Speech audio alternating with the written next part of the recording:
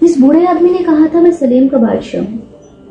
आश्चर्य है, एक बादशाह होकर आप मुझ गडरिये से बात कर रहे हैं।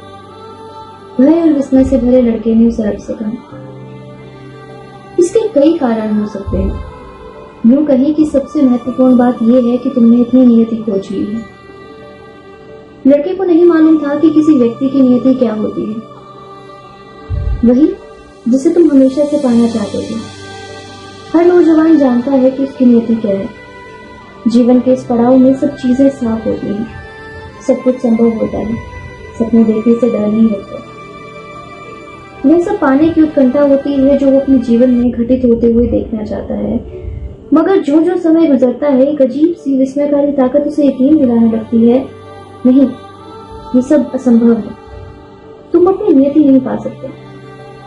फिर बूढ़ा जो कह रहा था उसे बड़ा ऊटपटांग लगा, मगर फिर भी वो जानना चाहता था कि नियति को तय करने वाली वह अजीब सी ताकत क्या थी। उसके बारे में जब वो व्यापारी की बेटी से बात करेगा तो वो बहुत प्रभावित होगी। यह एक ऐसी ताकत है जो लगती तो नकारात्मक है, पर दरअसल वही आपको सुझाती है कि आप अपनी नियति तक कैसे पहुंच सकते हैं। वह आपके अंतर मन और निश्चय को मजबूत करती है। इस पूरे ब्रह्मांड का सत्य तो एक ही है। हम जो भी हैं, जो कुछ भी करते हैं, वह तभी होता है जब हम उसे वास्तव में करना चाहते हैं, क्योंकि इच्छा का स्रोत है विश्वात्मा, और यही लक्ष्य है हमारे इस जीवन का, इस धरती का। तब भी जबकि तुम सिर्फ यायावर बनना चाहते हो या किसी व्यापारी की बेटी से शादी करना चाहते हो, हाँ, और चाहे उस खजाने की खोज भी। जानते हो विश्वात्मा को कहां से बल मिलता है? लोगों की खुशी, नाखुशी, ईर्ष्या और डाह, सभी से। बस अपनी नियति को पा लेना ही हमारा सबसे बड़ा धर्म है, बाकी सभी चीजें एक जैसी हैं। और जब तुम वास्तव में कोई वस्तु पाना चाहते हो तो संपूर्ण सृष्टि उसकी प्राप्ति में मदद के लिए तुम्हारे लिए षड्यंत्र रचती है। थोड़ी देर वो दोनों चुप रहे। चौक और उसमें आते जाते लोगों को देखते रहे। फिर पहल करते हुए बूढ़ा बोला, तुम भेड़ों की रखवाली क्यों करते हो? क्योंकि मुझे उनके साथ घूमना अच्छा लगता है। चौक की कोने वाली दुकान की खिड़की में एक नानभाई खड़ा दिखाई दे रहा था। उसकी तरफ इशारा करते हुए बूढ़े ने कहा, इस व्यक्ति को देख रहे हो? जब वो छोटा था तो वो भी खूब घूमना चाहता था, मगर उसने सोचा पहले एक बेकरी खरीद लूं, कुछ पैसे जोड़ लूं, उसके बाद बुढ़ापे में पूरा 1 महीना अफ्रीका जाकर रहूंगा। उसके मन में कभी ये विचार ही नहीं आया होगा कि लोग जीवन के किसी दौर में भी अपना सपना साकार कर सकते हैं। तब तो उसे गडरिया बन जाना चाहिए था, लड़के ने कहा। ऐसा नहीं है कि उसके दिमाग में ये बात ना आई होगी, बूढ़े ने लड़के को बताया, मगर बेकरी का व्यवसाय चरवाही से ज्यादा बेहतर है। नानभाई का अपना मकान होता है, जबकि चरवाहों को खुले आसमान के नीचे सोना पड़ता है। माँ बाप भी अपनी बेटी की शादी किसी गडरिये के बजाय किसी बेकरी वाले व्यवसायी से करना ज्यादा पसंद करते हैं। लड़के का दिल कसक कर रह गया, खासकर व्यापारी की बेटी के बारे में सोचकर। इस लड़की के शहर में भी तो कोई ऐसा नानभाई व्यवसायी होगा ही। बूढ़े ने बात बढ़ाते हुए कहा, अंततः लोगों की जो राय व्यवसायी और गडरिये के लिए होती है वो ज्यादा महत्वपूर्ण बन जाती है बनिस्बत उनकी अपनी नियति से। बूढ़ा एक बार फिर किताब के पन्ने पलटने लगा और जो भी पृष्ठ सामने आया उसे रुक रुक के पढ़ने लगा। लड़के ने कुछ देर तो देखा, फिर ठीक वैसे ही उसे टोका जैसे कि बूढ़े ने उसे टोका था। आप मुझे ये सब क्यों बता रहे हैं? क्योंकि तुम अपनी नियति पाने की कोशिश में एक मंजिल तक आ पहुंचे हो, पर यहाँ पहुंचने के बाद तुम सब कुछ छोड़ देना चाहते हो। और तब, बिल्कुल तब, आप ऐसे मौके पे हमेशा इस तरह प्रकट हो जाते हो। लड़के ने बूढ़े से चुटकी लेते हुए कहा, हमेशा इस तरह तो नहीं, मगर हाँ, किसी न किसी रूप में तो आ ही जाता हूँ। कभी मैं किसी समस्या का हल बनकर आता हूँ तो कभी एक अच्छे विचार की शक्ल में। संकट की घड़ी में कुछ घटित होना है तो मैं उसे आसान कर देता हूँ। इसके अलावा भी मैं बहुत कुछ करता हूँ, मगर ज्यादातर लोगों को महसूस ही नहीं होता कि मैंने उनके लिए क्या कुछ किया है। बूढ़े व्यक्ति ने आगे कहा, अभी पिछले ही हफ्ते मुझे एक खान मजदूर के सामने आना पड़ा, एक पत्थर के रूप में। वह खनिक अपना सब कुछ छोड़कर पारसमणि जैसे रत्न की खोज में निकल पड़ा था। पूरे 5 साल तक उसने एक नदी के न जाने कितने पत्थरों को खोदा, उलट पुलट कर देखा, मगर उसे रत्न नहीं मिला। तब एक ऐसी घड़ी आई कि उसने पारसमणि की तलाश छोड़ देने का इरादा कर लिया। और वह घड़ी भी कैसी कि अगर वो उस वक्त सिर्फ एक पत्थर, केवल एक पत्थर और उठाकर देखता तो उसे वो बेशकीमती रत्न मिल जाता। चूंकि वह खनिक अपनी नियति के लिए अपना सब कुछ त्याग कर आया था, इसलिए मैंने उसकी मदद करनी चाहिए। एक पत्थर का रूप धारण करके लुढ़कता हुआ मैं उसके पैरों से जा टकराया। खनिक पिछले 5 साल की विफलता से शुद्ध था। पत्थर टकराया, उसने गुस्से में उसे उठाया और इतनी जोर से फेंका कि जिस दूसरे पत्थर से वह टकराया उसके 2 टुकड़े हो गए और उस टूटे हुए पत्थर के बीच से निकला दुनिया का सबसे खूबसूरत रत्न पारसमणि। लोग बाग बहुत जल्दी ही अपने जीवन में ये समझ लेते हैं कि उनके होने की वजह क्या है। बूढ़े ने कड़वाहट भरे शब्दों में कहा, शायद इसीलिए इतनी ही जल्दी वे अपने हाथ खड़े कर देते हैं। अक्सर ऐसा ही होता है। लड़के ने बूढ़े को याद दिलाया कि वह किसी खजाने की बात कर रहा था। तेज बहते पानी की धार खजाने को सामने ले आती है और वह ही उसे अपने आंचल में छुपाकर अदृश्य कर देती है। बूढ़े ने जवाब दिया, अगर तुम अपने खजाने के बारे में जानना चाहते हो तो शर्त के अनुसार तुम्हें अभी भेड़ों का 10वां हिस्सा मुझे देना होगा। भेड़ों के बजाय क्या खजाने का 10वां भाग नहीं चलेगा? बूढ़ा निराश होते हुए बोला, अगर तुम उस वस्तु को देने का वादा करते हो जो तुम्हारे पास अभी है ही नहीं, तो तुम उसे पाने के लिए प्रयत्न करने की इच्छा भी छोड़ सकते हो। लड़के ने बताया कि खजाने का 10वां हिस्सा देने का वादा उसने जिप्सी महिला से कर डाला था। बूढ़े ने लंबी सांस लेते हुए कहा, जिप्सी लोग ऐसा वादा करने में बड़े चतुर होते हैं। चलो, ये भी अच्छा हुआ, तुम्हें पता तो चल गया कि जीवन में कुछ भी पाने के लिए उसकी कीमत चुकानी पड़ती है। यही हम जैसे रोशनी के सिपाही सिखाने की कोशिश करते हैं। बूढ़े ने लड़के को उसकी किताब लौटा दी। कल इसी समय अपने रेवड़ में से 1/10 भेड़ें मेरे पास ले आना, तब मैं तुम्हें छिपे हुए खजाने को ढूंढने का रास्ता बता दूंगा। अच्छा, नमस्कार। और वो बूढ़ा चौक के कोने में पहुंचकर गुम हो गया। लड़के ने एक बार फिर से किताब को पढ़ना शुरू किया, मगर उसका ध्यान कहीं और था। उसका मन बेचैन और परेशान था क्योंकि भीतर वो जानता था कि बूढ़ा सही था। वह उठा और चौक के कोने की दुकान से एक पाव रोटी ले आया।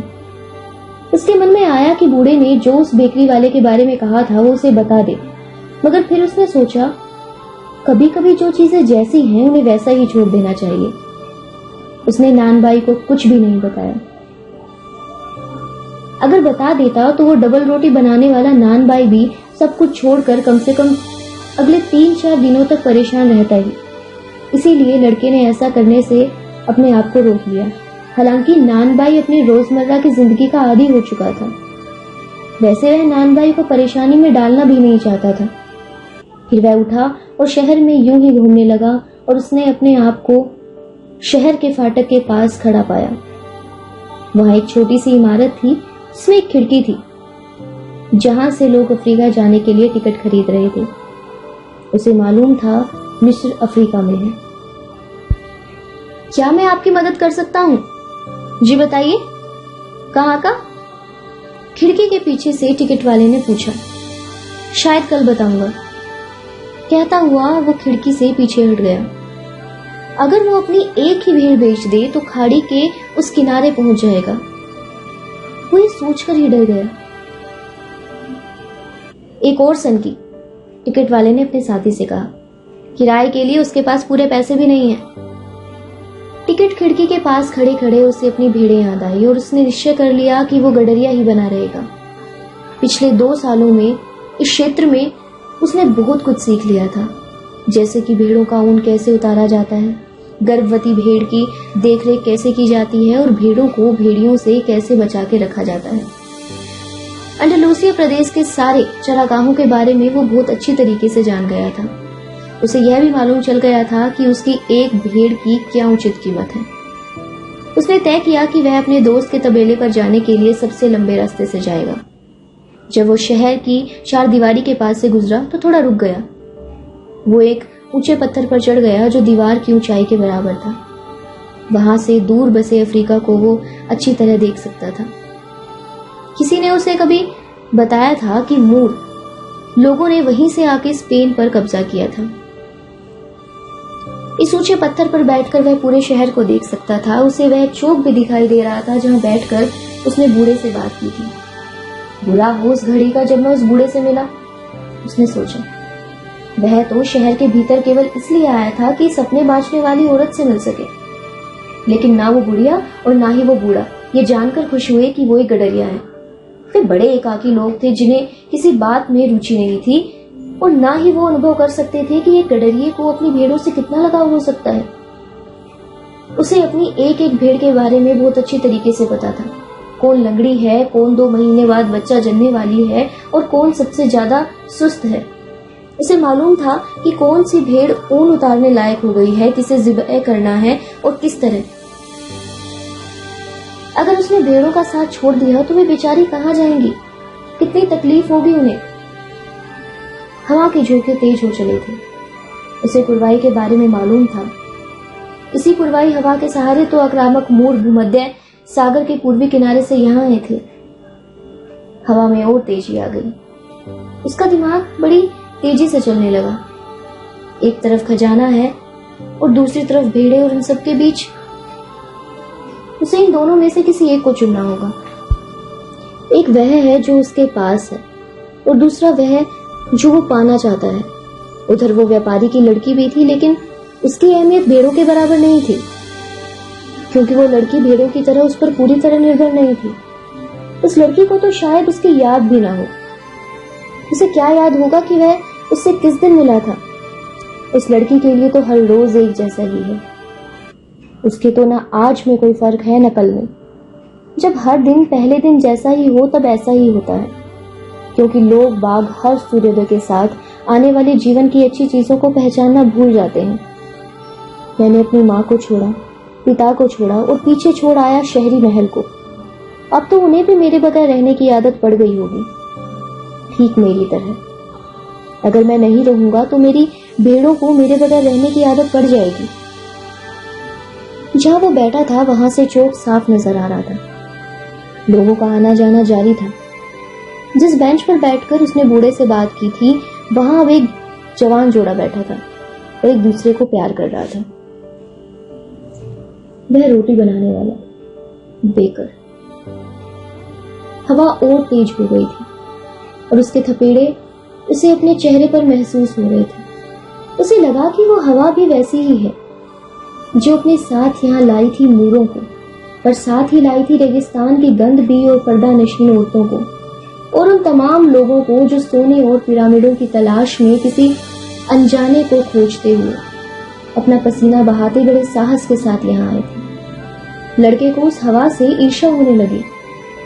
कितनी आजाद थी वो हवा, काश वो भी उतना ही आजाद होता।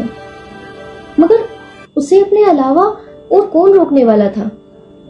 भेड़े, व्यापारी की लड़की, अंडलूसिया के हरे भरे मैदान, वे सब तो उसकी नियति तक पहुंचने की सीढ़ी मात्र थे। अगले दिन दोपहर को वो लड़का फिर बूढ़े से मिला। वह अपने साथ 6 भेड़े भी लाया था। आश्चर्य है, लड़के ने कहा। मेरे मित्र ने फौरन ही मेरी बाकी भेड़ें खरीद ली और कहा कि वो हमेशा से गडरिया बनने का सपना देखा करता था, और यह भी कि ये एक अच्छा शगुन है। हमेशा ऐसा ही होता है, बूढ़े आदमी ने कहा। इसे अनुकूलता का सिद्धांत कहते हैं। जब तुम पहली बार ताश खेलते हो तो जरूर जीतते हो। वह शुरुआती भाग्य होता है। ऐसा क्यों होता है? क्योंकि एक ऐसी ताकत है जो चाहती है कि तुम अपनी नियति तक पहुंचो। सफलता देखकर तुम्हारे इरादों को और मजबूत बना देती है, उसके लिए तुम्हारी भूख बढ़ा देती है। कहते हुए वो बूढ़ा भेड़ों का मुआयना करने लगा। एक भेड़ लंबी थी। लड़के ने उसे समझाते हुए कहा, इसके लंगड़े होने से कुछ फर्क नहीं पड़ता। दरअसल मेरे सारे रेवड़ में सबसे ज्यादा होशियार यही भेड़ है और सबसे ज्यादा ऊन भी यही देती है। पर खजाना कहाँ है? अब ये तो बताओ। मिस्र में पिरामिडों के पास। लड़का चौंका। उस बूढ़ी औरत ने भी तो यही कहा था, मगर उसने तो लड़के से कोड़ी भी नहीं ली थी। तुम खजाने को पा सको, इसके लिए तुम्हें कुछ चिन्हों का अनुकरण करना होगा। ईश्वर ने हर व्यक्ति के लिए एक पथ बनाया है। तुम्हें बस उन चिन्हों को पहचानना है और समझना होगा जो उसने तुम्हारे लिए छोड़े हैं। इससे पहले कि लड़का कुछ जवाब देता, एक तितली उन दोनों के बीच आकर अपने पर फड़फड़ाने लगी। लड़के को अपने दादा की बात याद आ गई। वे कहा करते थे कि तितलियां एक अच्छा शगुन होती हैं, वैसे ही जैसे कि झिंगुर और संभावनाएं, जैसे कि छिपकलियां और क्लोवर। घास का 3 पत्तों वाला नहीं, चौपत्तिया पत्ता। बूढ़े ने जैसे लड़के के विचार पढ़ लिए हों। उसने कहा, बिल्कुल ठीक, बिल्कुल वैसे ही जैसे तुम्हारे दादा ने कहा था। यह अच्छा शगुन है। बूढ़े ने अपना लबादा खोला तो लड़का भौचक्का रह गया। बूढ़े ने अपने सीने पर सोने का भारी कवच पहन रखा था जिसमें हीरे जवाहरात जड़े थे। लड़के को अब समझ में आया कि कल जो उसने चमक देखी थी वो इसी की रही होगी। वह बूढ़ा वाकई बादशाह था और चोरों से बचने के लिए उसने वो रूप बना रखा था। ये लो। बूढ़े ने अपने कवच के बीच एक सफेद और एक काला नगीना निकालकर उसे देते हुए कहा, इन्हें उरीम और थुमीम कहते हैं। काला हाँ का प्रतीक है और सफेद ना का। जब तुम शकुन अपशकुन के चिन्हों को पढ़ने में कभी भी शंकित होगे तो ये तुम्हारी मदद करेंगे। इनसे सवाल हमेशा हाँ या ना में करना। वैसे अगर ले सको तो अपने निर्णय तुम खुद ही लेना। खजाना पिरामिडों में है, यह तो तुम्हें मालूम ही था। मैंने तो 6 भेड़ों की बात तुमसे इसलिए की थी ताकि मैं तुम्हारा इरादा निश्चय में बिगड़ सकूं। लड़के ने वे दोनों नगीने अपने थैलों में रख लिए और तय किया कि इसी पल से वह अपने निर्णय अपने आप करेगा। इस बात को कभी मत भूलना कि तुम्हारे प्रत्येक लेन देन का उद्देश्य केवल एक ही है और कुछ भी नहीं। शकुनों और चिन्हों की भाषा याद रखना। और इन सबसे ऊपर कभी न भूलने वाली बात ये कि अपनी नियति के पीछे तब तक चलते रहना जब तक कि तुम उसे पूरी तरह से ना पालो। जाने से पहले मैं तुम्हें एक कहानी सुनाना चाहता हूँ, बूढ़े ने आगे कहा। एक व्यापारी ने अपने बेटे को दुनिया के सबसे बुद्धिमान आदमी के पास भेजा कि उससे खुशी हासिल करने का राज जानकर आओ। लड़का रेगिस्तान में 40 दिनों तक भटकता रहा। फिर उसे एक ऊंची पहाड़ी पर बहुत ही खूबसूरत महल दिखाई दिया जहां वो बुद्धिमान आदमी रहता था। महल के मुख्य कमरे में घुसा तो उसने देखा वहां कोई साधु संत नहीं था और न ही कोई शांत सौम्य वातावरण, बल्कि वहां तो बहुत सारे व्यापारी आ जा रहे थे। कुछ लोग इधर उधर कोनों में खड़े बातें कर रहे थे। छोटा सा ऑर्केस्ट्रा संगीत की मधुर धुन बजा रहा था। बीच में पड़ी मेज पर दुनिया के उस देश का बेहतरीन और लजीज खाना सजा हुआ था। वो बुद्धिमान व्यक्ति एक एक करके हर व्यक्ति से बात कर रहा था। उस लड़के की बारी आते आते 2 घंटे लग गए। उस बुद्धिमान व्यक्ति ने बड़े ध्यान से उस लड़के की बात सुनी, उसके आने का कारण जाना। फिर उसने कहा कि अभी तो उसके पास समय नहीं है। अगर वो खुशियां पाने का राज जानना चाहता ही है तो 2 घंटे बाद उसके पास आए। तब तक वो चाहे तो महल में घूम फिर सकता है। फिर उसने कहा, इस बीच में चाहता हूं कि तुम एक काम करो।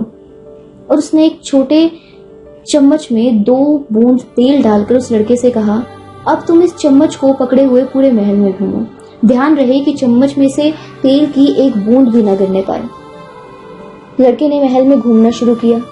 बहुत सी सीढ़ियां चढ़ी और उतरी। उसका ध्यान बराबर उस चम्मच पर लगा रहा। अपना ध्यान बराबर चम्मच पर रखते हुए 2 घंटे बाद वो उस कमरे में लौटा जहां उसकी भेंट बुद्धिमान व्यक्ति से हुई थी। अच्छा, क्या तुमने मेरे मुख्य भोजन कक्ष पर टंगे बेल बूटेदार ईरानी पर्दों को देखा? बुद्धिमान व्यक्ति ने लड़के से पूछा। तुमने वो बाग देखे जिसे इतने सुंदर बनाने में मेरे मुख्य माली को 10 साल लगे हैं? तुमने मेरे पुस्तकालय में रखे चर्म पत्र वाले ग्रंथ देखे? लड़के ने लज्जित होकर स्वीकारा, यह सब तो नहीं देखा मैंने। मेरा ध्यान तो बराबर इसी पर लगा रहा था कि चम्मच में से तेल की एक बूंद भी ना जमीन पे गिरने पाए। तो वापस जाओ और दुनिया की अद्भुत वस्तुओं को देख कर आओ। बुद्धिमान व्यक्ति ने लड़के से कहा, अगर तुम किसी व्यक्ति के मकान को नहीं जानते तो तुम उस व्यक्ति पर विश्वास नहीं कर सकते। लड़के ने राहत की सांस ली। उसने चम्मच उठाया और एक बार फिर से महल देखने निकल पड़ा। इस बार उसने छत और दीवारों पर बनी सुंदरतम कलाकृतियों को देखा। बाग बगीचे देखे, चारों तरफ फैले पहाड़ देखे, फूलों की खूबसूरती देखी। सारी चीजें बड़े करीने और सुरुचि के साथ संजोई गई थी। बुद्धिमान व्यक्ति के पास लौटकर उसने सारी बातें विस्तार से बताई। लेकिन वो तेल कहाँ है जो मैंने तुम्हारे हवाले किया था? बुद्धिमान व्यक्ति ने लड़के से पूछा।